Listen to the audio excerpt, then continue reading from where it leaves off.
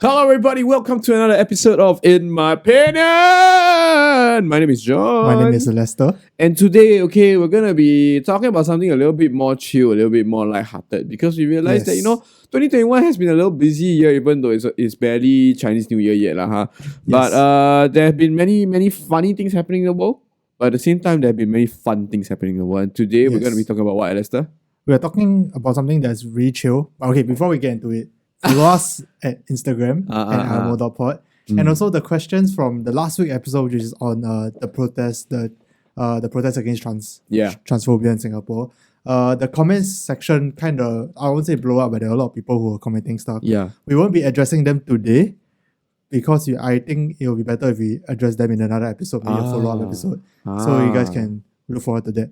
Yeah. But for today, we just want to chill. It's very tired. I'm very tired, as you guys can clearly see. It's been a long ass month. It's been a long month, and we decided that we're gonna do a chill episode. So we did a top movies episode before. Yeah. So this time we're gonna flip it. We're gonna do something that's same but a bit different, which is a top Netflix shows. Yeah. And I mean, by the time this releases, it's gonna be Chinese New Year coming up soon. So Chinese New Year is next week, right? Yeah, so Chinese New Year is coming out soon by the time we release this. So you guys can have more time to watch some Netflix. And yeah, man. And also because this year limited to number of visitors per household per day, right? Yeah. So don't go and visit people. Stay at home and watch our Netflix recommendations instead, right? Space out, right? Chinese New Year got 15 days. Revisit on you space out and plan nice with your relative. Or even better, don't wait for Chinese New Year to visit them. My copy. Okay, anyway, so back to the topic, because 2020 has been a year that breezed past, right? And if one thing I know is that a lot of people got into watching Netflix. I mean, especially during circuit breaker, I remember that was my life. Like 80% of my life is watching Netflix. The other 20% is until towards the end of last year. Yeah, including January. To be fair, actually, a lot of people watch a lot of shows. Yes, and Netflix have been like pumping out a lot of their own original series as well. Yeah, man. We're going to be covering a few of our favorites. So why don't we are going for top 3? So we are going from 3 to 1. Okay. Do you have a ranking? I have already. Okay. What's your number 3? Number 3, right, has to be Sweet Home.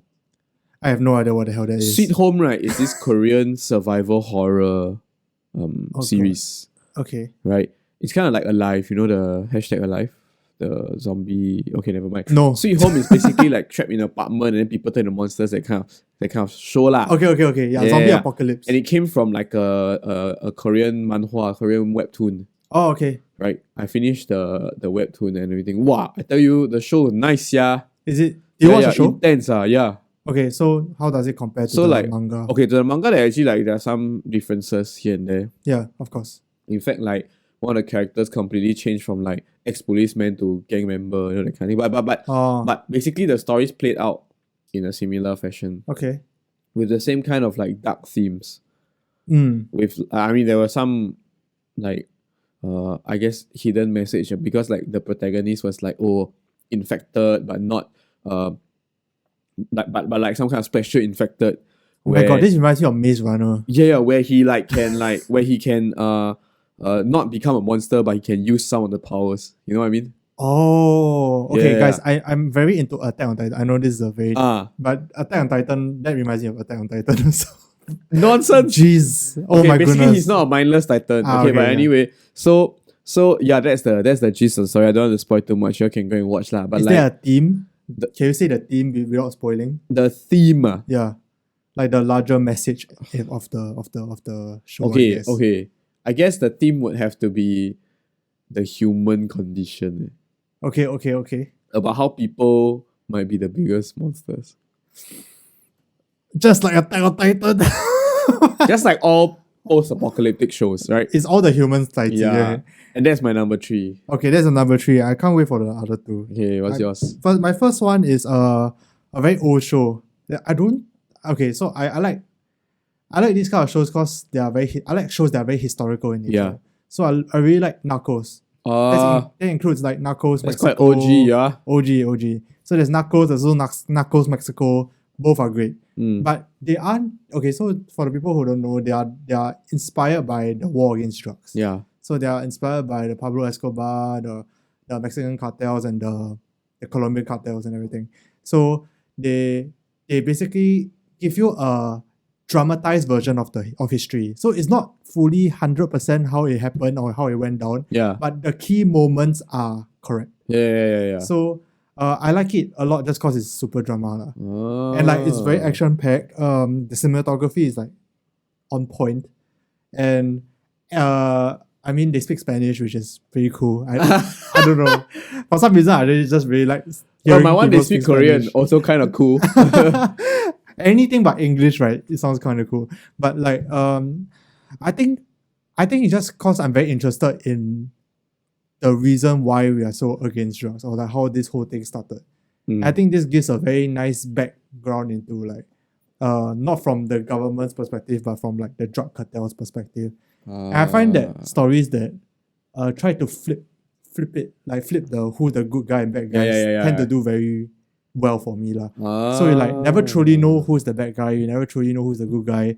In the middle of the show you might go like, oh wait, but now the lines are being blurred. I'm actually like find myself rooting for like the cartel members. Actually for Sweet Home also got this kind of moral dilemma. Yeah. So if you think about it, right? Who is more important, the collective or the individual? Intense, huh? Deep things that even doing supposed to be a chill episode, but we still have deep stuff because we overthink. Yeah. But yeah, I really like Narcos.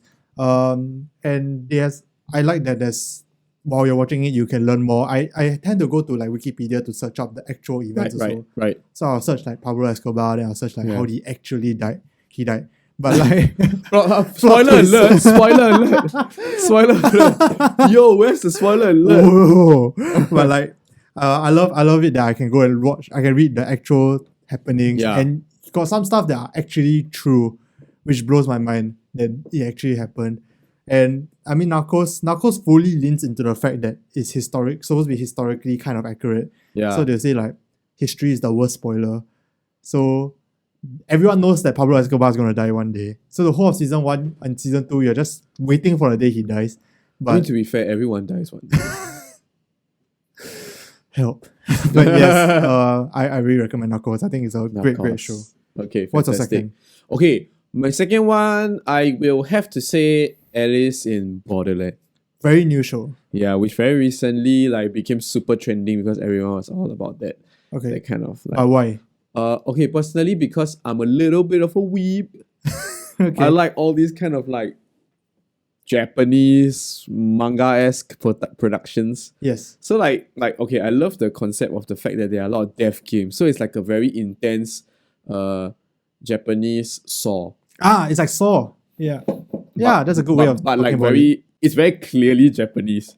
It's very clearly shonen manga style. Okay. So like very, very, very nice because like there were some like twists and turns in the story that made me, very invested in the characters and made me feel like, wow, let me intense it. Like what would I do in a situation like this? So I was watching my girlfriend and then we were like saying that like, wow, who will die? And then we were like, oh my god, I should die, or that kind of thing. And then we're just trying to like figure out, and it's like such a shit situation to be stuck inside because once again, post-apocalyptic, but super interesting because it's like also like a bit like Japanese Maze Runner because it feels like they feel very close to the truth, but like not quite.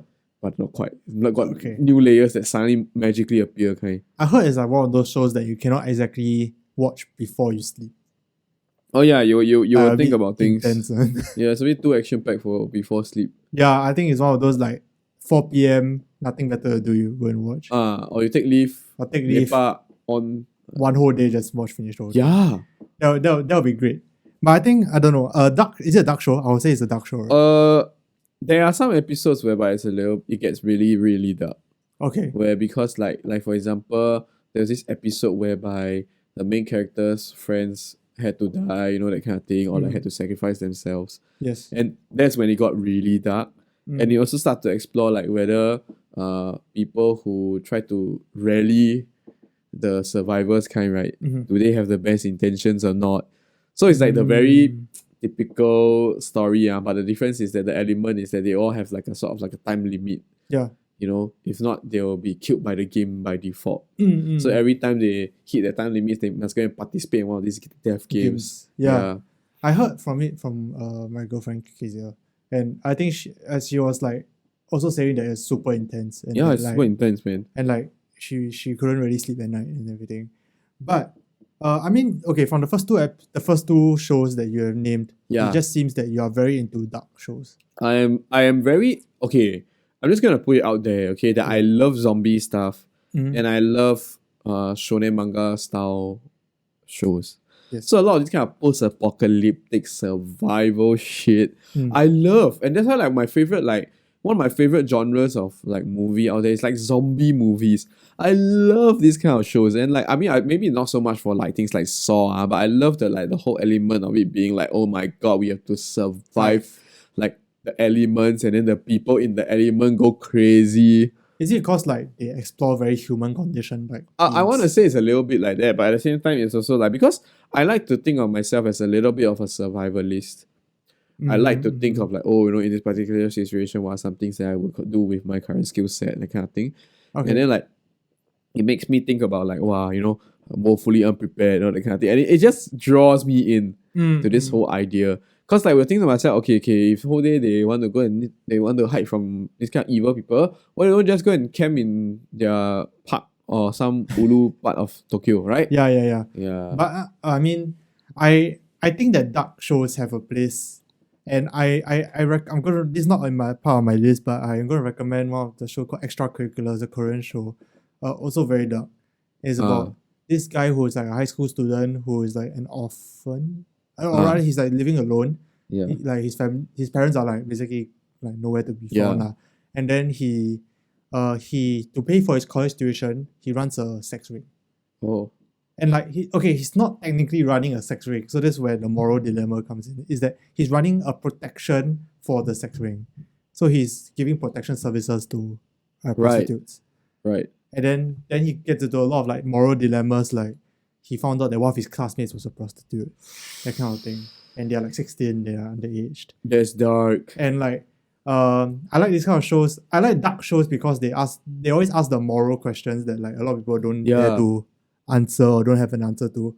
Like kind of like there's this Japanese Hunger Games movie. Like it's like for high school students, then they basically went on Hunger Games one. Battle Royale. Battle Royale. There you go. Bro, that's the OG. OG Hunger Games. Yeah. The OG Hunger Games. Battle Royale. I heard it's like some it's very gory, it's very messed up, but like it's very Japanese style, shonen manga style. Yeah, and they also ask a lot of like human condition questions, a lot of moral dilemma questions.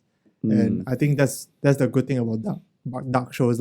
Yeah. So if you're one of those people who like to overthink everything, you should like, share, and subscribe first. Yes. Then you can go and watch our show recommendations. But I guarantee you, firstly, you all definitely probably all heard of Alice in Borderland already. Everyone and their mother probably watched at least an episode of it. Another one that y'all can try would be Sweet Home, like I mentioned, because it really has a very similar concept. Except the threats are a little bit more zombie monster style. Yeah, and I heard Alice in Borderland was like impeccably shot. Like the shots were like wonderful. Yeah. I was working at a production house then. Between takes, right, I was seeing my director watching Alice in Borderland, and he was like, bro, the shots are like mind-blowing. There was this one like drone or helicopter shot of the bridge. Yeah. Oh, damn nice. And also the set design is damn sick. They made the empty Shibuya crossing, which of course cannot be empty. Cannot be empty, right? They made the empty Shibuya crossing at an empty car park. Oh shit. And then like it's like practical effects, and then after that green screen. Oh. Yeah. So it's like practical effects in the green screen. So like that's cool. Very real. Okay. So I mean, if you're an artist, you can, or like you like film. Actually, anyone can enjoy that show. It's so good. Honestly. All right. So I'm going to go into my second one, and it's not a very dark show. In fact, it's like pretty much the opposite of dark. It's Sex Education. You have a sex theme going on with all your shows. Do I? Narcos has quite a bit of sex. Yeah, and then what's that Korean show? Which Korean show? The one you just said. Extracurricular? Yeah. But there's no sex scenes in Extracurricular. Which is a bit weird because it's about sex rings, but there are no actual nude scenes, or there wasn't even a kiss scene. That's a weird part. Okay, but Sex Education, I like it because it explores very coming of age themes, and that's another one of my favorite like types of shows, like coming of age, and like the normal teenage angst stuff, the normal stuff that you think about when you're a teenager. Yeah. And like they also explore like the system, about like parents, about racism. Tiger parents. I think there was like one that was like the parents were a little bit unaccepting that he's like gay. One of the characters is gay. So I think that's a very nice like. And then racism. And then because one of them is black and everything. So there's like quite a lot of themes that they tackle, and I think very well. Of course, because the name of the show is sex education, they also do talk about sex, and they do talk about navigating the whole sex thing. I think it's one of the most popular shows because most of the people, whether you're Singaporean or you're overseas, whether you like it or not, most of us didn't actually get a proper sex education. Yeah. From our parents. Like we learn from porn. We learn from places that we shouldn't be learning from. Yeah. And I think it's a good it's like we are almost like wishing that we had this when we were younger. Like understanding that like, oh, we don't have to feel pressured to have sex, understanding like consent, understanding things like, I mean, different sex preferences, different sex like problems. Like there's this one, I didn't even know about this until I watched the show, but there's a condition where like sometimes girls, when they will have too nervous to have sex to the point where like their muscles will like contract and you're not allowed, and like it's very difficult to like put anything in the vagina, and it will hurt them. And like a lot of people who go through this, I don't know what's the exact condition name, but a lot of people who go through this think that they are just some kind of freak that is like they want to have sex and they're aroused, but like for some reason they're just not allowed because it hurts too much. But it's actually a actual legit condition, and you can get therapy for, and there's like treatment for. So this kind of thing like I wouldn't freaking know until I watch the show. So I think it's really cool. It also has its normal love romance stuff, and like I don't know, I like love and romance in my shows. So very relatable, especially the awkward kid. I don't know, for some reason I relate a lot to the awkward kids in the episode, because like I was once an awkward kid and everything, so still kind of am. So, yes. So I don't know, I liked it a lot, and that's nice. One of my favorite shows. Definitely highly recommend it, especially if you're a parent and you're watching this and you don't want to teach your kids sex education. Highly recommend just letting them watch this Netflix show. I think you just let them watch it, and then I think they handle the topic of sex with a lot of care, at the same time not trying to package it in a way that's more than it is. You know, sometimes like when people talk about sex or any of these big topics, then they will package until like it's like a super big thing that everyone damn nervous, and everything. You know, get what I mean? Yeah, that's what Asian parents do. Yeah, they were like, hey, let's talk about sex, but like then they're like very 紧张, then because of that you're also very 紧张. Like you don't do naughty things, Yeah. Is it wrong? Right. You can listen more about this rambling on our sex education episodes. Yeah. But like and they handle the topic with a lot of care, understanding that you cannot say random things, that understanding there are a lot of perspectives in the whole topic of sex education, but at the same time not treating yourselves too seriously also. It's quite a comedy. There's quite funny stuff, and it's just normal teenage shenanigans that we are very used to when we are 16. So I really highly recommend it for any age, even if you're a parent. Okay, now my number one. Okay. So you see, Sweet Home Monster Show. Yes. Alice in Borderland is some don't know what show. I want to guess what's your number one. It's Tall Girl. 什么? Kissing Booth 2. No. You all probably haven't heard of this because it's a China show. No, Kissing Booth. Yours. That's it. Kissing Booth 2. My show is a China show. Okay, it's called Go Ahead. No, what in the world is that? I tell you. It's on Netflix. Yeah, it's on Netflix. Okay, basically the show, right, is about 3 kids growing up, and it's like those like Korean drama, except I feel that like they hold back a lot on the whole the whole romantic theme, and explore more themes of like family. So like 3 kids growing up, right? This little girl, with her 2 adopted brothers. One of the brother was is the son. One of the brother is the son of the neighbor, the upstairs neighbor. Who? Why you do brother? Because not real brother. What? Why is it not adopted? Yeah. Were you not listening, bitch? Wait, I didn't hear the word adopted Two for some adoptive reason. brothers. Oh. First, one of the brother Shit. is the son. One of the brother is the son of the neighbor, the upstairs neighbor. Oh, okay. Because the upstairs neighbor divorced already, so the two fathers live together, and the son live with them. Okay. So father A got daughter, father B got son, then they become sibling. Oh, sibling lah. Next sibling, Okay. right? Basically, these two dads, Yeah. right, form this family unit together. Okay. Straight guys, okay? Okay. Then, Okay. the next brother is this kid who got abandoned. Okay, so like this lady was supposed to marry like father A, like matchmaking or that kind of thing. Then basically she borrowed some of his money and then he left the son with him and then suddenly peaced out like a bitch. Okay, all I can say is in this show, right, all the mothers damn bitch. Okay, but anyway, so the story follows these three kids. Yeah. Very poor thing. The two brothers are like no mother kind. Yes.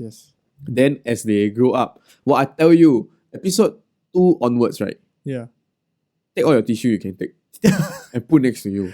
Cry Cry like a bitch. I mean, it sounds like very progressive for a Chinese show actually. No, actually it's very real. That's the thing. It's not about being progressive. It's very real. Like for example, okay, so like basically the main character father A, let's call him Father A. Yeah. Father A is a very honest guy. Okay, he works very hard. He believes in taking care of his children, all that kind of thing. But there are a lot of ambitious people around him. Okay. And this is the result of like where all these neglected / abandoned kids come from. Because these people are ambitious and it's not wrong, they want to achieve the best they can in their life. Yeah. But like maybe one of them, like for example, had a kid at the wrong time, one of them divorced, all that kind of thing, then how? So it feels like that these two boys were abandoned to this guy who was like the most decent guy trying to raise them up. Yeah. And he had to grapple with a lot, and every episode there were new issues to grapple with. One of it was he had to grapple with the fact that like people, whenever the relatives of the boys come over and say like, hey, you must thank uncle, all that kind of thing, and he's very upset because he treat them as his sons. Yeah. So it's very strange that like why do you need need this boy to come and say thank you uncle, that kind of thing, or like Chinese New Year 敬他一杯 for taking care of you for this whole life. Yeah. That's cool. So like very sad. Then after that, as they grow up into adolescence, then into adulthood, even more problems. I can imagine as in like from the background that they told me. So it's just a tearjerker. It is lah. Then every time you feel like they caught a break or like they finally the next episode some fucked up shit happened like suddenly like one of them the father suddenly come the second brother, the father suddenly come and say I want to claim you back. Oh, I don't know that kind of nonsense after all these years, and then after somehow So they explore a lot of themes of like family. Yeah, then after that it got even realer because as the girl grew up, right, as with all things, as people grow up, right, they tend to live their own lives more than live intertwined lives with your siblings. Yes. And like that created another like problem. Okay. Well, I tell you, take tissue paper. That's all I can say. Take all tissue paper. Okay, and along that lines of tearjerkers, my number one. Okay, I realized that he gave you all the. Okay, this is a very nice mix because he gave you all the unknown series that most people don't know about, and I'm going to give you all the series that people definitely at least know in Borderland everyone know about and I think Sweet Home is trending, just that not in Singapore. At least Borderland. Yeah. Okay, fine, fair enough. But I'm going to give you like one of the most like known series. It's a K-drama called Itaewon Class. Che Pui. And it's like my favorite K-drama of all time. Why in fact, favorite TV series like full stop of all time. Because I don't know, man, like after I watched the show, I feel like I can like run through a brick wall. I don't know how to explain. Like it's a very inspiring show. It's a show with like a lot of like themes of like underdog, a lot of themes of like hard work, perseverance, a lot of themes of family as well. Yeah. And I don't know, it's a very feel good movie. And like in between there's also like tear-jerking moments. There's of course the romance, and the romance in this show a bit weird lah. It's not the very typical K-drama romance, I feel, in my opinion. Yeah. So I quite liked it. And it's mainly like, okay, so I watched this during circuit breaker when like IMO was happening and I was like trying to like make this into like something, And then like watching Itaewon Class made me go like, I'm going to go to the Emmys one day. Watch me, guys. I'm going to win the Oscars. Okay. But it's like, it gives you a lot of like, it just feels very good. It feels very, they also talk about very important topics like racism, especially in Korea. So there's a black character in this show. And there like one episode that was dealing with like racism in Korea. And like, I think it's very well scripted. And I like the actor a lot. The actress, I think she did a great job as well. So I don't know. I think this is like one of the most like perfect shows. A lot of people don't agree with me. Have you watched it before? I haven't watched it yet because I'm not big on K-dramas, you see. Okay. Yeah. And in general, I'm not big on dramas. Is it because they do like oppa? I feel like after a while it becomes very sappy and it's all about being invested in characters, hoping that your characters fall in love and hoping your characters don't die. Don't die. And then you like, reach wow. the point whereby you're just like, every show is about the same, you know? Every show is about some pretty boy falling for some awkward girl who is strangely beautiful as fuck. It's like, why are they not popular? They're like the most pretty one in the whole class. Exactly. Why is he not popular? Yeah. But, and like, okay, so and that's why I feel that like this is testament to the fact about how good Go Ahead is. Because Go Ahead is set and shot like that kind of show. But it's not cliche. Their lighting and their shots are fucking impeccable, I tell you. Okay. Damn nice. Alright. It's take tissue and cry. Take tissue. I mean, I like a good cry fest. If you're ever feeling stressed, don't scroll TikTok, don't watch other shows. Watch Go Ahead. Go ahead and watch Go Ahead. Ahead and watch Go Ahead. God damn. What a great, I don't know, I can't top that last punchline anymore. Yeah, boy. Okay, before that, let's name like one more show that One in our recommendation. consolation, but we can't explain. Okay, Just one more show that we have that we just straight up just can't explain. I have no idea actually. Let me just go through my spot Netflix. here. This is the last minute one. Okay, Yes, I know one I recommend you all now. It's Let's because go. I'm a big manga reader. I'm a big Japanese content consumer. Yes. The Promised Neverland.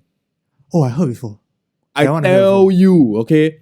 I was reading the manga and I finished the manga way before it got like suddenly popular, and then it got picked up by mainstream media and then it became a movie, right? And now The Promised Neverland is available on Netflix also. What I tell you, this story you watch already, twist here, twist there, twist until you die. I tell you, the story is so intense and you will be tricked into this sense of lull and then suddenly it just rips all happiness out from your heart. As the characters you like start to die. I hate and love this kind of shows that like Attack on Titan, like really just don't give a shit about whether you like a character or not. If the character is dying, they're dying. Like there's nothing. Okay, I have to say maybe our main character's a bit more very heavy plot armor but I mean just like Attack on Titan, like Eren Yeager just refuses to die. Yeah. Like, okay, but my no explanation show is Mindhunter. I just like Mindhunter a lot. It's just it's like thriller-ish. I like it because it's it's very psychology driven and everything. So well shot also, but I really like it. Highly recommend it. So that's my 4 that I recommend. That's my 4 that I recommend. In fact, if you want to find out more about anime shows, right, I can recommend you, but that's another story for another time. We can have a whole other episode about anime. Yeah, boy. I only can recommend Naruto and Attack on Titan because this guy, he don't know what's up. I know what's up. Let me tell you all more next time. Next time, and with that, we're gonna have to end this episode. Yeah. Thank you guys so much for watching today's episode. Thank you for watching. Like us on Instagram, follow us and subscribe to us. We're Overthink Media now, but if you type in Lester Pang, you can still find us. So please like, share, and subscribe. And stay safe for Chinese New Year. Stay safe for Chinese New Year, my guys. dudes, my gals. Love y'all. Socially distance, guys, please. I love y'all. Goodbye. Stay safe.